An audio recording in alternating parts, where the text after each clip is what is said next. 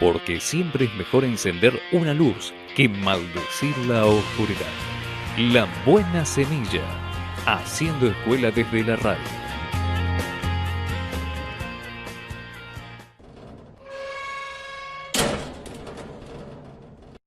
Un hombre en un buzón, por Gastón Belondi. Para aquellos que no lo saben, quiero aclarar que en el lenguaje de la cárcel buzón se le llama a la celda de castigo o aislamiento en la que se encierra a las personas privadas de su libertad a fin de cumplir una sanción disciplinaria, ponerlo en aislamiento o simplemente por el capricho de la autoridad penitenciaria. Necesitaba definir al buzón, pero no quería hacerlo solo con mis palabras. Por eso fui a hablar con Pepa, un hombre ya grande que en el transcurrir de su vida y sus años ha pasado por varias cárceles, institutos de menores y buzones, por muchos buzones. ¿Qué es un buzón para vos?, le pregunté aquel día a mi amigo Pepa. Me miró por encima de sus lentes, directamente a los ojos, apoyó sobre la mesa un libro de lectura, el cual interrumpí, y me dijo: ¿vos necesitás que te dé una respuesta ahora, en este momento? Porque tenemos rato largo para hablar de esto. Tenía razón, era un tema en el que necesitábamos tomarnos un tiempo, profundizar e incluso filosofar. Así arrancó nuestra charla con Pepa, mate de por medio, y en actitud reflexiva, se comenzaron a avivar tanto en él como en mí muchos recuerdos vividos en ese lugar. Recuerdos tristes, de sentimientos fuertes, de penosas emociones, y mientras lo observaba a Pepa hablar y rememorar su pasado, volvían a mi mente imágenes, sonidos y sensaciones terribles que, a pesar del tiempo que ya ha transcurrido y de que hoy se encuentran en mí naturalizados, siguen ahí, crudas, vivas e hirientes. Gritos, golpes, ruidos desgarradores, sonidos de candados, puertas de hierro y rejas que se abren y cierran, el dolor de una paliza recién recibida, el frío del suelo, el piso mojado, tu cuerpo ahí tirado, el hambre, los olores indescriptibles pero nauseabundos, el olor a humo, el fuego, la oscuridad, las chinches criadas para verduguearte, los gritos que son por excelencia la única forma de comunicarse a través de las rejas, las paredes y las distancias que te separan de los otros embuzonados, del buzonero o del encargado penitenciario. Gritos que también utilizás como herramienta para que los agentes del servicio dejen de darle la paliza que le están dando a otro interno. También recordé aquel sentimiento de incertidumbre, de no saber qué va a pasar con vos a partir de ahí, a dónde irías a parar después de esa buzoneada. Es que, aunque muchos lo nieguen, lo disfracen o lo oculten, el buzón se hizo para agravarte las condiciones de vida. Para ser más específico, el buzón se hizo para castigarte y aún seguir castigándote luego de que ya lo haya hecho la vida, la sociedad, un juez. Coincidimos con Pepa que el buzón es siempre y en todos sus casos sinónimo de castigo, miedo, depresión, soledad, tristeza, tortura, suicidio, muerte, locura, aburrimiento y lectura. Y los nombro así con mayúscula, como si fueran personas, porque todos esos sentimientos crueles dentro del buzón se personifican. Se vuelven entidades vivas que se presentan reales en aquel lugar y en un momento dado te acorralan y te atrapan, incluso hasta matarte. Es verdad, puse a la lectura entre todos esos demonios malignos, pero no porque la lectura sea uno de los castigos que se te aplican en el buzón. Es más, muchas veces te privan de ella para sobreverduguearte. Pero creo que leer es lo único bueno que aparece en un buzón, para nivelar el ánimo y hacerle frente a aquellos demonios, o al menos brindarte un escape transitorio. Leer, si es que tenés la posibilidad de tener un libro, y si es que sabés leer, en aquel momento en un buzón, te ayuda a escapar de aquella pesada realidad que te está atravesando. En un buzón las horas son interminables, y las cosas que podés hacer son casi ninguna. El mundo es de 4 paredes, su paisaje lo componen 4 esquinas y una escasa luz de sol. Ahí solo tenés encierro, y cuando estás encerrado y solo en un buzón, parece que más necesitas hablar, charlar y escuchar. A veces hablas incluso solo, como si fueras un loco, pero en realidad es una charla para mantener la cordura. Hablar en esos momentos es una herramienta de lucha inconsciente, pero no herramienta para ser usada en contra de los demás. Es una forma de lucha para no dejar que lo que pensás se te meta en la piel y te la haga escamas. Para no permitir que esos malos pensamientos se hagan carne, y mucho menos dejar que se conviertan en lágrimas. Es para no dejar que te hagan raíz ni en el cuerpo ni en el alma, porque si lo hacen, te lastiman como aguijones por dentro y duelen. Por eso hablás y hablás para no sentir esa realidad que te rodea, que te angustia y te impregna como la humedad densa. Realidad que hace fuerza para internarse en vos, castigarte por dentro, aislarte e irte y reprimirte para siempre y que eso te duela más que los golpes que recién te dieron.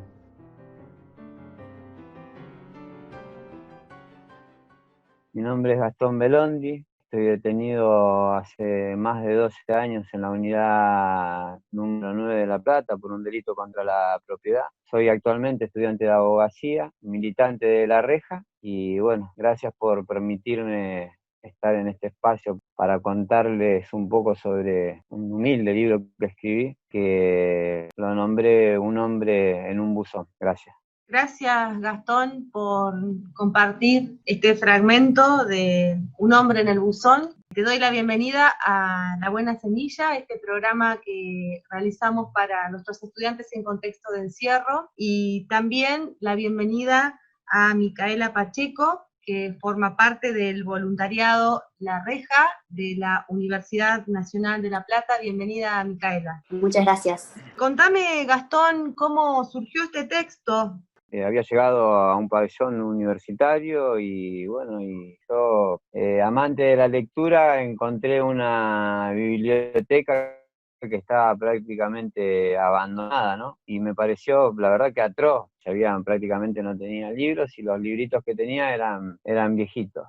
Y empecé a ponerme a pensar lo importante de la lectura, porque para nosotros las personas privadas de la libertad, la lectura es algo que te cambia la vida, que te empieza a transformar como persona, ¿no? Te cambia un montón de pensamientos, de paradigmas que uno ya los tenía como naturalizados, y eso me afectó un montón. Dije, no, hay que mejorar la biblioteca, y nos reunimos con otros internos, le comenté la idea, y surgió entre las charlas decir, ¿y por qué no podríamos llevarle libros a los pibes que están en los buzones también? Que se encuentran en pabellones que están en aislamiento 24 horas, que son 2 millones que tenemos acá en la unidad. Nos pusimos a hablar, ¿no? Entender la importancia que tiene un libro dentro de un buzón, porque muchos de nosotros nos encontramos con la lectura, digamos, adentro de ahí, de ese momento de encierro total. Por ahí lo único que te queda, no lo único que te queda por hacer, pero es una de las cosas más lindas, más productivas que te queda por hacer, es leer, ¿viste? Yo la primera vez que leí seriamente un libro fue encerrado en una jaula, en un buzón, y ahí, digamos, toda la lectura me atrapó, me sirvió también mucho como para poderme escapar de la situación, y me pareció importante que los pibes puedan tener un libro en ese momento. Surgió la idea también de decir, che, tenemos que contarle a la gente qué importancia de que haya un libro en un buzón. Y surgió un cuentito que es breve, en realidad viví en ese momento como para concientizar a la gente, para pedir donaciones también de libros para este fin. Y bueno, escribí un libro en un buzón, que también fue una charla que tuvimos con un hombre que también lleva en su vida más de 20 años detenido. Lo escribimos, quedó lindo, y un muchacho amigo en algún momento me vino y me dijo, Gastón, tenés que ampliarlo, tenés que agregarle un par de cositas más y lo tenés que publicar. ¿Te motivó Me a pareció, compartirlo no con más sé. personas? Sí, en realidad me motivó por un lado a compartirlo con más personas, pero también me gustó también esta idea de poder escribir, y no me quedé solamente en que quiero contar la historia de cómo se vive en el buzón y la relación con el libro, sino que también dije, hay que contar también cómo una persona llega a estar en un buzón, Claro, el porque buzón son cosas que por ahí... funciona No, como no, un encierro adentro del encierro. sí, es la parte más extremada del encierro, digamos, porque dentro de la cárcel tenés diferentes tipos de encierro. Lo más extremo son los buzones 24 horas encerrados, en lugares prácticamente inhumanos, sin luz, sin agua, son lugares terribles, ¿viste? Muchas veces yo me he encontrado en el piso con una mantita y con un libro, queriendo robar un cachito de luz de que pasaba por la rendija de un pasaplato, ¿viste? Sí. Y queriendo robar ese hilito de luz y tratando de leer línea por línea lo que decía un libro. No, me estoy acordando ahora, creo que no lo habré volcado en el libro, ya lo estoy recordando ahora, ¿no?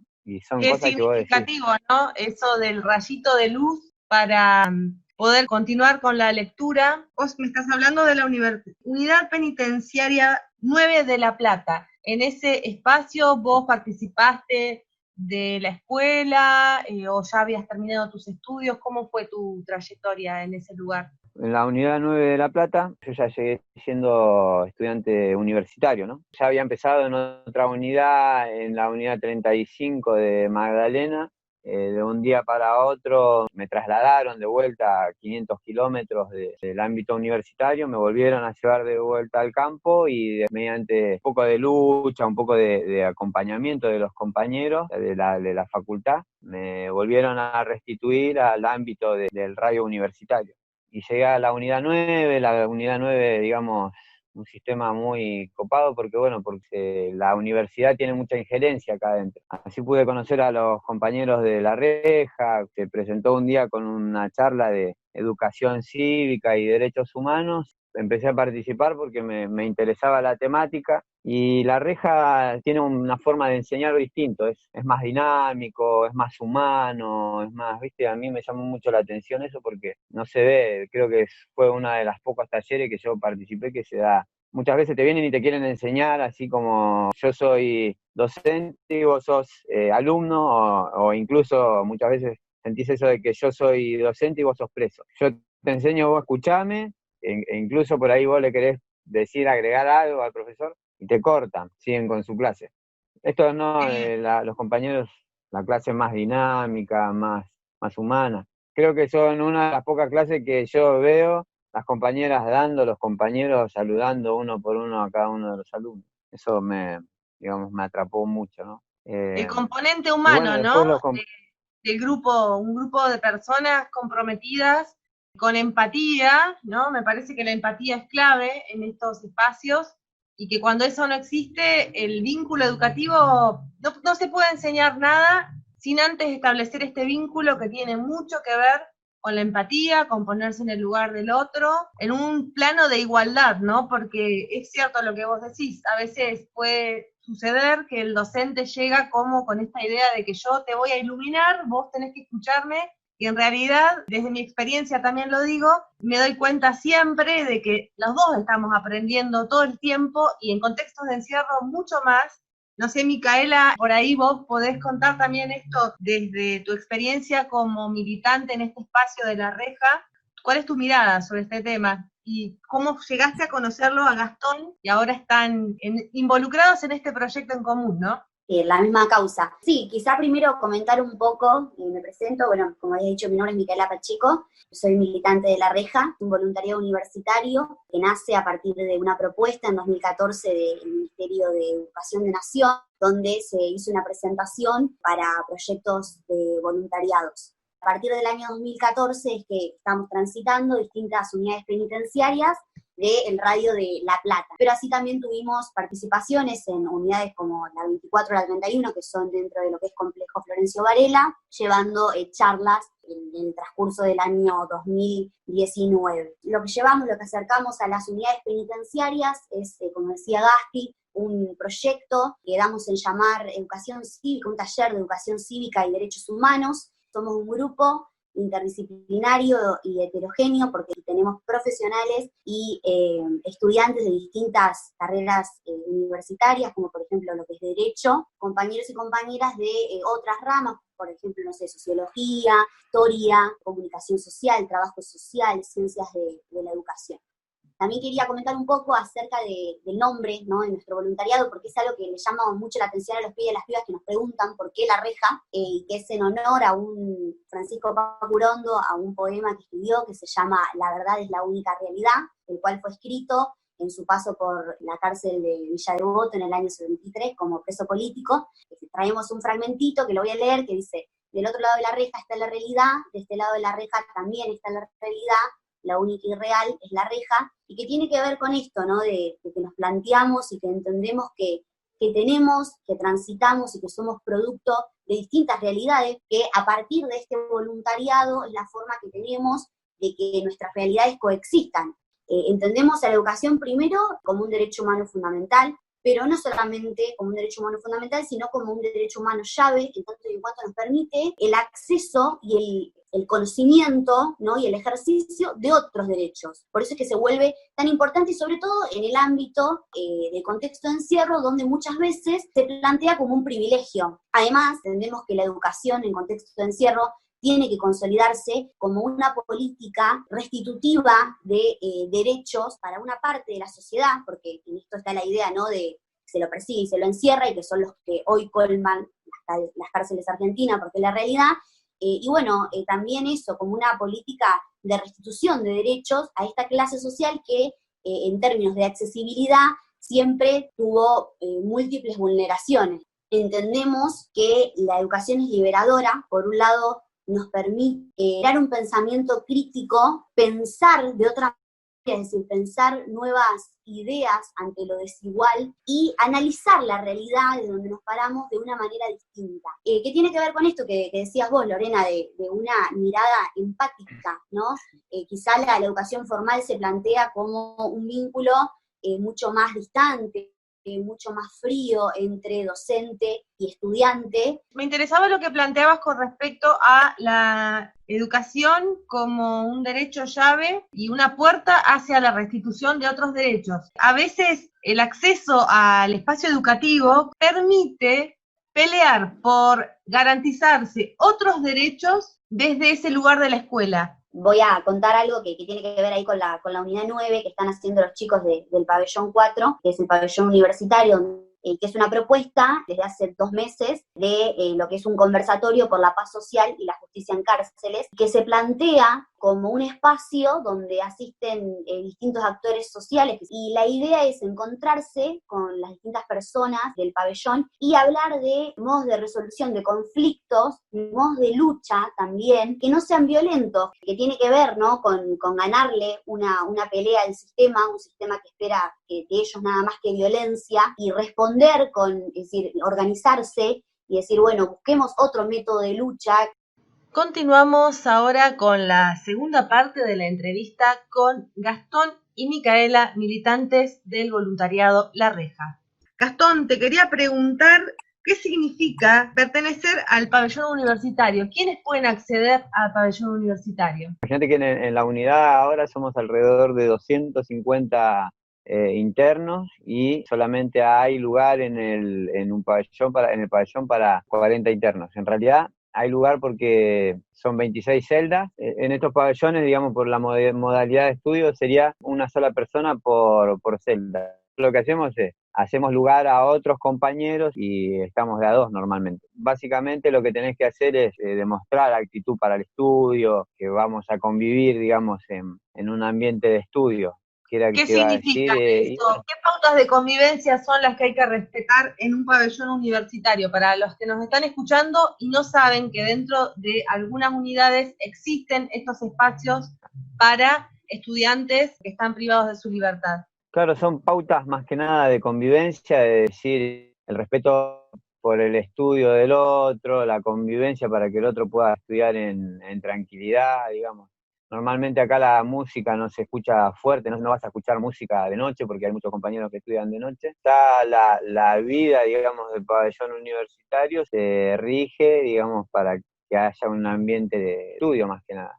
Bueno, después igual muchas veces nosotros tenemos que entender que somos personas privadas de la libertad que estudiamos, ¿viste? Porque realmente uno quiere salir, digamos, de esto de que es un preso, pero muchas veces estamos rodeados de un montón de circunstancias que nos hacen bajar de vuelta a la realidad y diciendo, no, vos estás privado de tu libertad. Y el sistema creemos que ya está formado así, Sí. ¿viste? Igual es un espacio en el que si bien hay muchas, digamos, diferencias en el sentido de pensar en el individualismo y en el colectivismo, hay, digamos, multiplicidad de ideas y cada uno se puede adherir a decir, yo me agrupo con otro por los derechos, hay otros que dicen, no, a mí nada de eso me interesa, y bueno, y se convive en ese ambiente, digamos, igual es un ambiente de respeto, ¿no? Sí, me interesaba Pero mucho muchas veces... esta distinción que haces entre el preso que estudia y el estudiante que está preso, que son dos cosas diferentes, ¿no?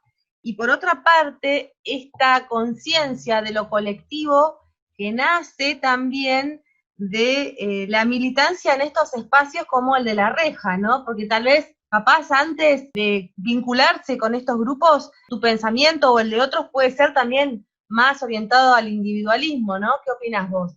Yo creo que el sistema está hecho para orientarte hacia al individualismo. O sea, el régimen penitenciario creo que tiende, digamos, a decir, no, vos hacé la tuya, no te involucres en nada, porque si no, palo. El espacio como la reja, lo que te ayuda es a ver cómo se maneja, digamos, una lucha colectiva, porque lo que hacen los compañeros también es luchar por los derechos de las personas privadas de la libertad, más que nada hacia, digamos, hacia la educación, que la educación es como decía Micaela, es un derecho llave, ¿no? Que abre el abanico hacia conocer un montón de otros derechos. Y, digamos, estos espacios te demuestran, sí, podemos trabajar en colectivo y en colectivo podemos lograr muchas cosas más que pidiéndola solo, cuando aparecen grupos como La Reja. Lo que pasa es que te abre, digamos, se te abren los ojos de decir, mirá qué bueno que está, se trabaja en grupo, se logran cosas y bueno, eso está copado, digamos, de que aparezcan estos espacios adentro de la cárcel, ¿no?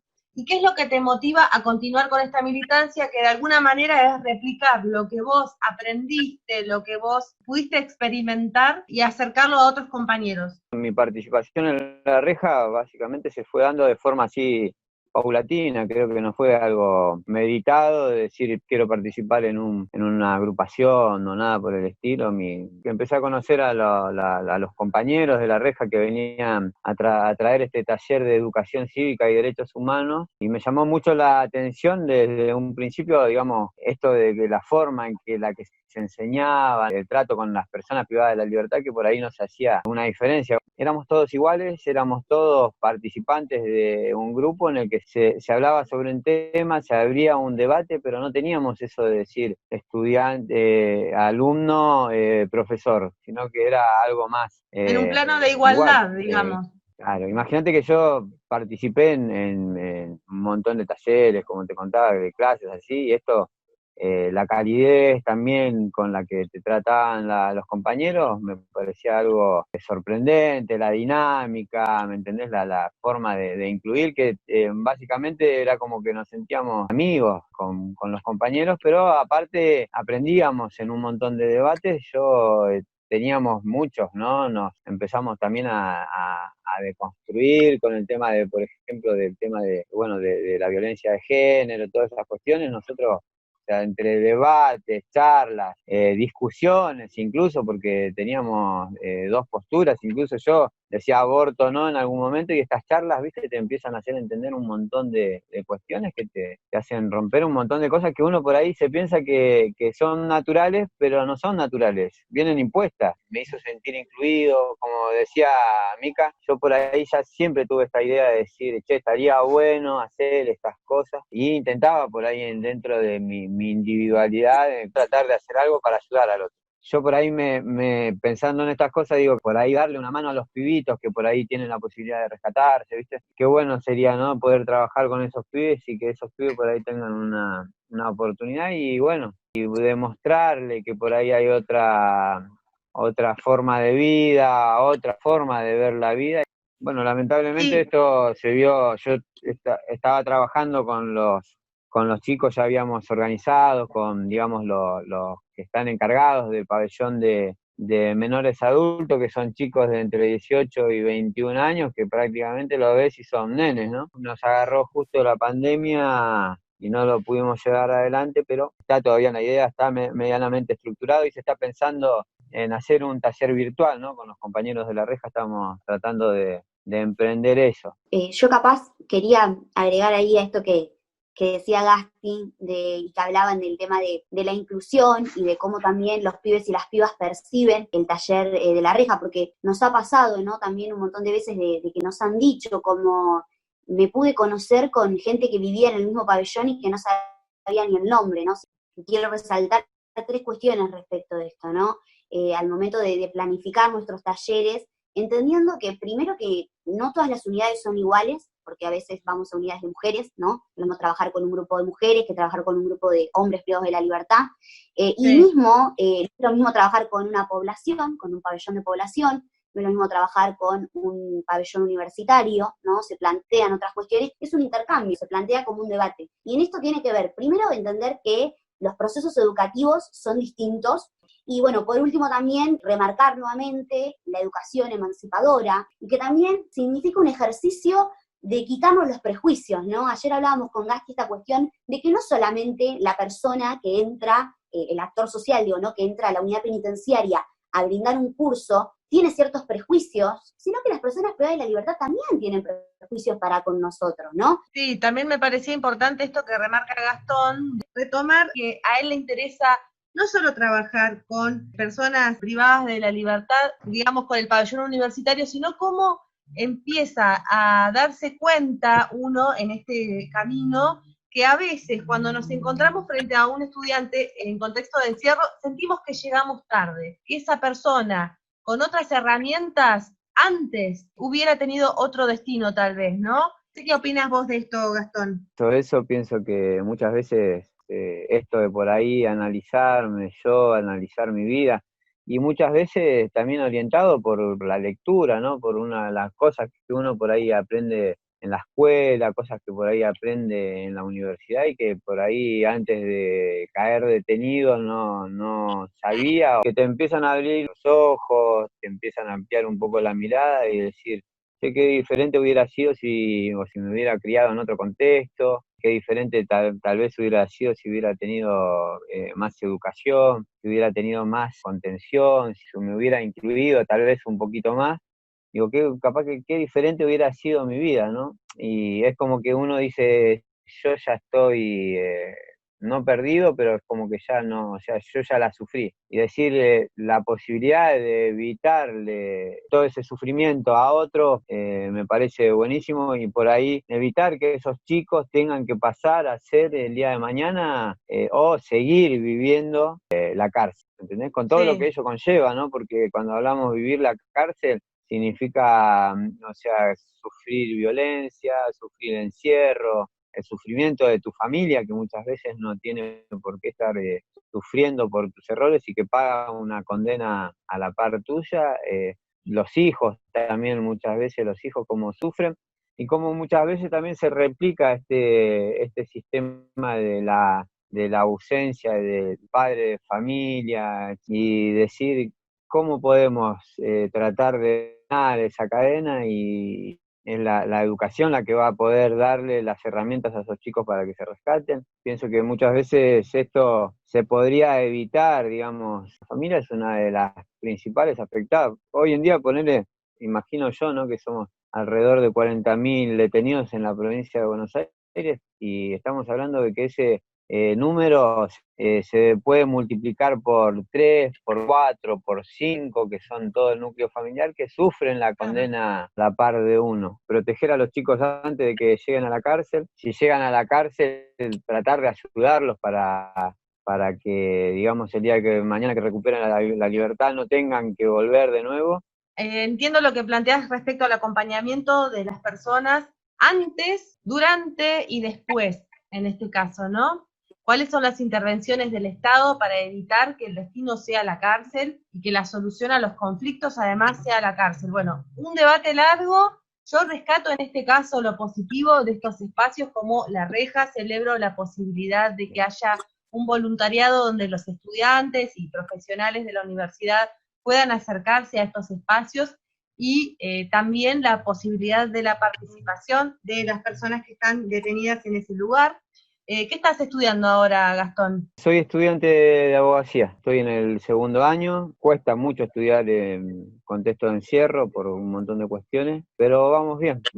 ¿Viste? A veces no entendemos porque no tenemos el acceso a un profesor, por ejemplo, ¿no? Claro. Y eso, ¿Ustedes la verdad preparan que las se materias malvalora. y rinden de manera libre? Claro, nosotros, o sea, el primer año de la carrera se da totalmente, digamos, de manera libre, se conforma una mesa dentro de la unidad para que no tengamos que salir afuera y, digamos, después a partir del segundo año se da el conflicto de que te tienen que llevar a la facultad y en el servicio penitenciario no tiene móvil, no llega el aval del juez, o incluso que me ha pasado a mí, te deja cesante la facultad porque te falta algún papel, complicado, por eso te digo que es complicado poder estudiar en contexto de encierro y bueno, y Bueno, muchas veces esto que vos decías, felicitaciones. sí, gracias, hablar de que entra un grupo de gente de afuera, sirve como veedor de un montón de cuestiones, incluso sirve como para que se te garanticen ciertos derechos, ¿viste? Por eso la importancia de que entren de afuera, que se vea la situación y que, bueno, para tratar de cambiar las cosas, crear un poco un mundo, aunque sea un poquito mejor, ¿no? Es eso. Bien, muchas gracias, Gastón, por contarnos tu experiencia. Te felicito por esta voluntad de seguir adelante a pesar de este contexto tan adverso. También felicitar a Mica, a los chicos de La Reja, por esta oportunidad mutua que se dan, ¿no? Por último, quería pedirte, Gastón, que nos cuentes en dónde la gente que nos está escuchando puede acceder al texto completo de Un hombre en un buzón. Bueno, Un hombre en un buzón ahora se publicó en una revista que es Kilómetro Cero, creo que está en Instagram también de la misma página, lo tienen los compañeros de La Reja, tienen el link en la En sus página, redes. bueno, claro, están en sus redes, y bueno, también está el Facebook que yo soy administrador, que es Cultura Ceuta, también yo lo puse el link, pero bueno, me gustaría mucho también que lo lean, nada, como dije cuando lo presenté, para que se conozcan estas cuestiones, y bueno, que la sociedad tome conciencia de un montón de cosas. Bueno, muchas gracias, Gastón. Mica, que nos recuerdes por ahí las direcciones de las redes en las que está La Reja para quien quiera ingresar. Sí, antes quiero, como para cerrar, agradecerte, Lorena, por la oportunidad, ¿no? Por convocarnos y también por promover estos espacios que son tan importantes porque muchas veces no se conoce, ¿no? Y está bueno también que la sociedad vea esta cara, ¿no? Y que no solamente se quede con lo que muestran los medios de una unidad penitenciaria, porque Sí. tampoco es la realidad. Y nos pueden encontrar en Instagram, lareja.unlp. Esas son las redes. Recordamos su nombre, Gastón Belondi y Micaela Pacheco, ambos integrantes del voluntariado de La Reja.